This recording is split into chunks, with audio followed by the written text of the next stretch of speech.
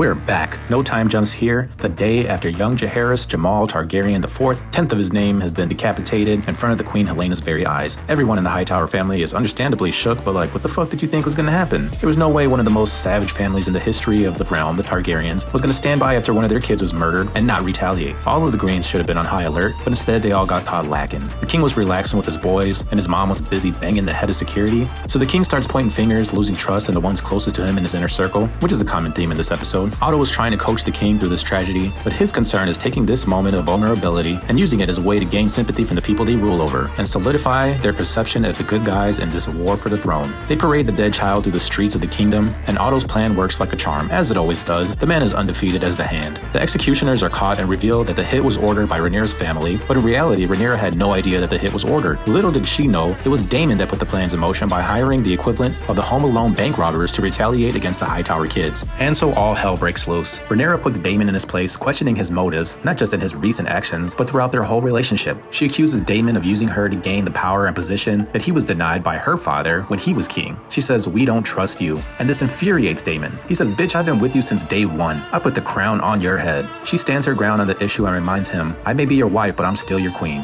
They both make some valid points, but I think this is the beginning of the end, because if you don't have trust in a relationship, you really have nothing. The finger pointing over who dropped the ball during the baby's murder continues, and Criston Cole has the nerve to call out Sir Eric, questioning his loyalty, reminding him of his brother Eric's defection to the other side. This is a sore spot for Eric, and Criston uses it as a way to guilt Eric into conducting a retaliatory assassination of his own. He tells Eric to infiltrate the Targaryen stronghold by pretending to be his twin brother and kill Rhaenyra himself. A very simple, original, and ambitious plan. Mysaria plays a key part in events once again. Rhaenyra interrogates her, but they find themselves bonding a little bit over their mutual disdain for Daemon and their hatred for the Hightowers. In the end, Rhaenyra honors Daemon's deal to release her from imprisonment. King Aegon lacks the patience to smoke out the rat catcher that killed his son and is hiding among the commoners, so he orders the hanging of every rat catcher in the kingdom, which apparently is a career that's in very high demand. This upsets Otto because it undermines his play to win hearts and minds, much the same way Daemon undermined Rhaenyra's efforts to win over the public perception too. Otto goes apeshit and flames Aegon with some Shakespearean insults. He loses his cool and lets Aegon know what an idiot he is and the damage he's doing to the family. But Aegon says, "Fuck all that, you old as shit. It's time for some new blood. Matter of fact, give me that hand. My boy Christian will be my hand now." So what, he's banging my mom and doesn't even have a uniform to clip this badge to. Cole is like, hold up, I'm not the thinky type. But I can't wait to see how Otto deals with this highly offensive move that Aegon just made. So Eric of the Hightower house manages to imposter his way into Rhaenyra's castle. And lucky for him, he's rocking the exact same facial hair as his twin brother. He makes his way into the bedroom, and just as he's about to move in for the kill, who intervenes? None other than his twin brother Eric. So Eric and Eric go at it, and they engage in a typical clone battle where no one can tell who's who. Eventually Eric kills Eric, and he's so heartbroken that he kills himself. See, unlike the Clegane brothers who hated each other since birth, the Cargyll twins loved each other as brothers. But from both of their perspectives, the other brother was a traitor, and therefore they were both destined for the same fate. Pretty tragic. Check back for the next episode.